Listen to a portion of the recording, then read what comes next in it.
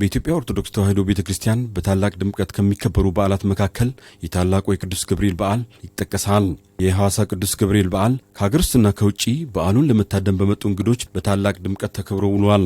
በበዓለ ንግሡ ተገኝተው አባታዊ መልእክት ያስተላለፉት በሲዳማ ሀገረ ስብከት ሊቀ ጳጳስ በብፁዕ አቡነ ዮሴፍ ግብዣ የተገኙት የምዕራብ ጎንደር ሀገረ ስብከት ሊቀ ጳጳስ ብፁዕ አቡነ ሰላማ ቃለ ምዕዳንና ቡራኬ ሰጥተዋል። የሀገሩ ሕዝብ ቅድም መምህራችን ሲነግሩን መጽሐፍ ቅዱስም እንደሚለን 27 ሀገሮች፣ እነዚህ ሀገሮች ባለስልጣን የሆነ ግን ስልጣኑን ማሳያ ሲያጣ ራሱን ምስል አቁሞ እንዲሰገድለት ያስደረገ ሁሉም ለዚያ ላቆመው ምስል ሲሰግድ 3 ሰዎች ብቻ በመገኘታቸው በእነዚህም ላይ ነገረ ሰሪዎች ነው ነገር ሰርተው በእሳት ውስጥ እንዲጣሉ አደረጓቸው። እግዚአብሔር አልተዋቸውም። እነሱ ሲወረወሩ ቅድም እንደሰማነው መልአኩ አብሮ ከእነሱ ጋር ወደ እሳቱ ገባ። እሳቱ ቀዘቀዘ። እነሱ ከውስጡ ነው ዝማሬ ያቀረቡ።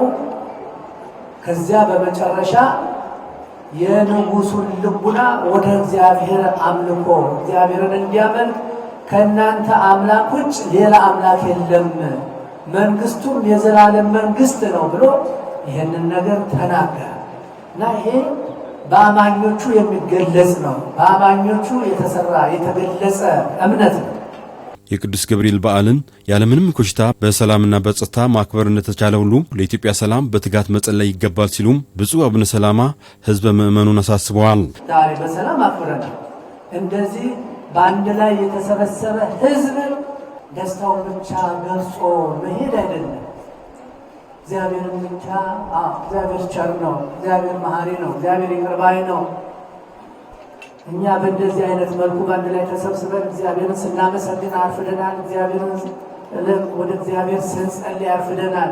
ጸሎታችን እዚህ አካባቢ ላለነው ብቻ ሳይሆን እኛ እንደዚህ በደመቀ ሁኔታ ቆመን በምንጸልይበት ሰዓት፣ በምናመሰግንበት ሰዓት፣ በምናስቀድስበት ሰዓት አሁን ስንቶቹ ናቸው በመከራ ውስጥ ያሉት? እነሱንም በጸሎታችሁ እንድታስቧቸው።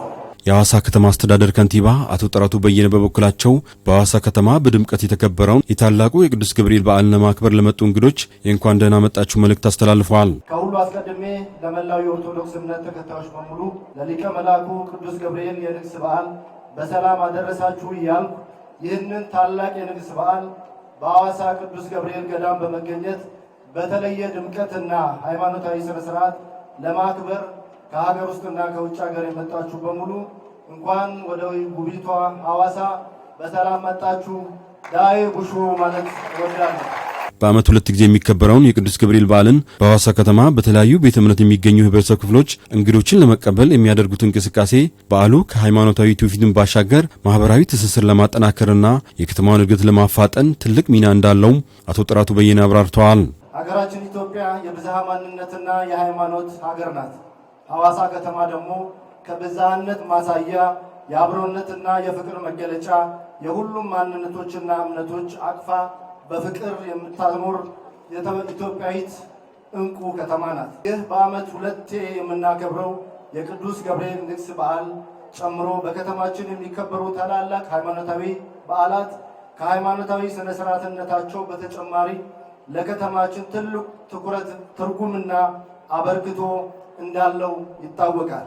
እንዲህ አይነት ሃይማኖታዊ ስነ ስርዓቶች ደግሞ ከሚፈጥሯቸው መንፈሳዊና ማህበራዊ መስተጋብሮች ባለፈ የህዝቦች አንድነትን በማጠናከር የከተማን ገጽታ በመገንባት ገቢያችንን በማጎልበት ቱሪዝምን በማሳደግ ለያዝናቸው የልማት ቅድም ትልቅ መሳካት ድርሻ ያለው ነው።